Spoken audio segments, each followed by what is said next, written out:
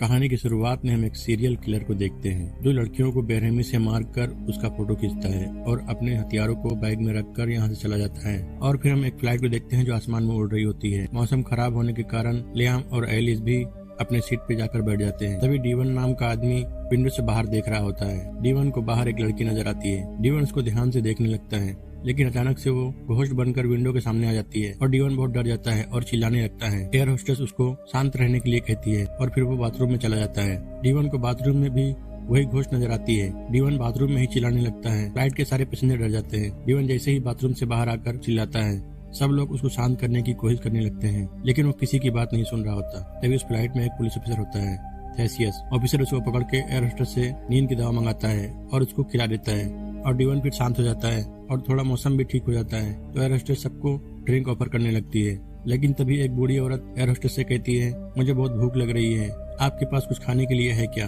Air hostess पहले तो उस औरत को थोड़ी देर रुकने के लिए कहती है, लेकिन फिर एयर होस्टेस एक सैलेड का पैकेट चुपके से उस औरत को दे देती है और वो औरत उस सैलेड को खाने लगती है। लेकिन थोड़ी देर के बाद वो औरत अचानक से उल्टी करने लगती है। एयर होस्टेस उसके पास जाकर देखती है तो सैलेड में कीड़े चल रहे होते हैं।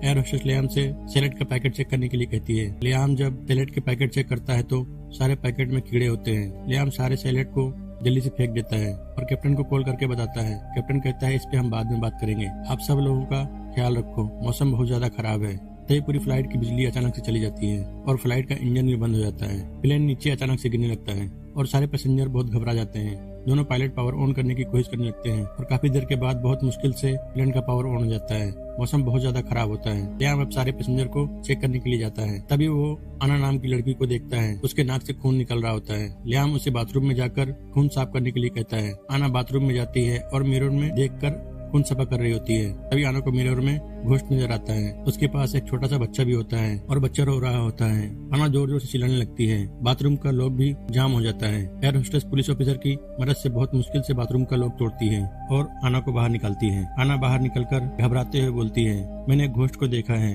उसके पास एक नवजात बच्चा था। ऑफिसर ये आना की बात सुनकर कहता है, ये सब बकवास है, और आना को इसकी सीट पे बैठा देता है। लेकिन ये सब देखकर ब्राडन की गर्लफ्रेंड बहुत डर जाती है। लेकिन ब्राडन अपने गर्लफ्रेंड से कहता है, हम सब एक तूफान के बीच से होकर गुजर रहे हैं और प्लेन एक मशीन है, इसमें खराबी हो सकती है, हम दोबारा अब इस फ्लाइट में कभी भी नहीं आएंगे। और अपने गर्लफ्रेंड को शांत रहने के लिए कहता है, नहीं तो दूसरे लोग भी घबरा जाएंगे। ब्रांडन की गर्लफ्रेंड शांत होकर म्यूजिक सुनने लगती है। तभी उसको कुछ आवाज सुनाई देती है। ब्रांडन की गर्लफ्रेंड ब्रांडन से कहती है, इसमें कोई औरत मदद के लिए पुकार रही है, और अपना एयरफोन ब्रांडन के कान में लगा देती है। लेकिन ब्रांडन को कोई आवाज सुनाई नहीं देती। ब्रांडन अपने गर्लफ्रेंड से कहता है, मौसम खराब होने की वजह से ऐसे ख्याल आ रहे होंगे। ब्रांडन की गर्लफ्रेंड फिर से एयरफोन को अपने कान में लगा लेती है, लेकिन इस बार उसकी आवाज बहुत तेज हो जाती है। ब्रांडन गर्लफ्रेंड जल्दी से एयरफोन को कान से निकालती है और देखती है कान से खून निकल रहा होता है। एलिस ये सब देखकर कैप्टन के पास जाती है और कहती है, कैप्टन, प्लेन के अंदर सारे पैसेंजर बहुत डरे हुए हैं, आपको एक बार उनसे बात करनी चाहिए। कैप्टन एलिस से कहता है, मैं प्लेन को उड़ाऊं या उनको संभालूं? तभी कैप्टन फ्लाइट के सामने एक पंछी को उड़ते हुए देखता है, लेकिन दूसरा पायलट रैन और एलिस को कुछ भी नजर नहीं आता और कैप्टन बहुत घबरा जाता है।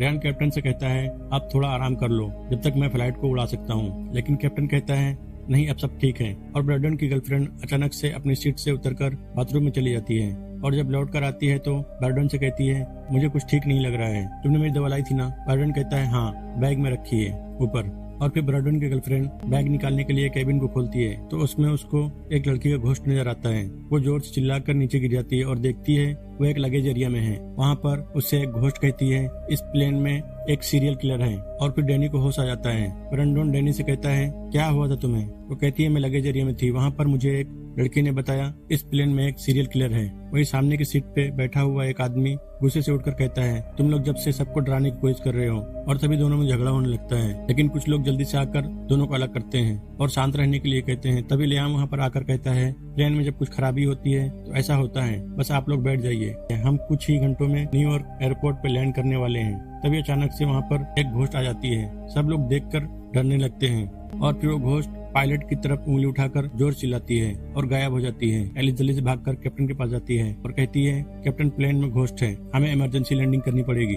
कैप्टन कहता है, तुम ये क्या बातें कर रही हो, प्लेन में घोस्ट क्यों आएगा? तभी रैन के अंदर घोस्ट आ जाता है और कहता है, बदला लेने के लिए और तुम्हें मारने के लिए, और कैप्टन का गला दबाकर मारने लगता है। प्लेन का कंट्रोल खराब हो जाता है। सारे पैसेंजर प्लेन के अंदर इधर उधर गिरने लगते हैं। ऑफिसर जल्दी से पायलट को देखने के लिए जाता है और फिर रायन को पकड़कर कैप्टन से दूर करता है। रायन तभी बेहोश हो जाता है और फिर ऑफिसर कहता है यहाँ पर कुछ भी ठीक नहीं है, यहाँ पर कुछ तो गड़बड़ है। तभी सब लोग बताने लगते हैं। आना कहती है मैंने भी उस घोस्ट को लगेज एरिया में देखा था।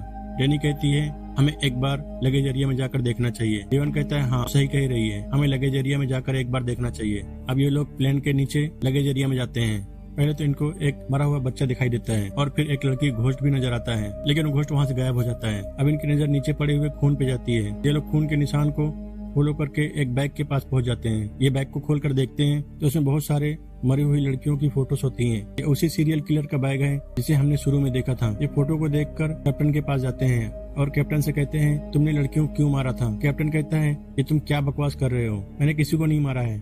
रंडन कहता है तुम्हारे बैग से हमें फोटो और वेपन्स मिले हैं, लेकिन कैप्टन कहता है मैं नहीं जानता ये फोटो और वेपन्स के बारे में। ऑफिसर अपनी गन निकालता है।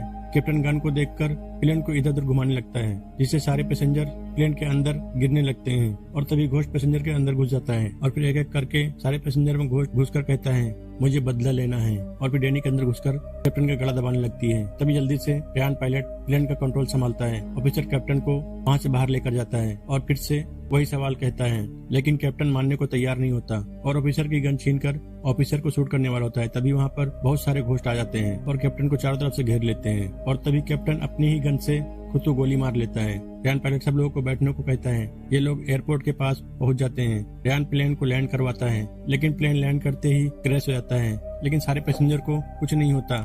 एलिस पायलट को जाकर थैंक यू बोलती है और ये मूवी यहीं पे खत्म हो जाती है। अगर ये वीडियो आपको अच्छी लगी तो वीडियो करिए लाइक और चैनल को करिए सब्सक्राइब।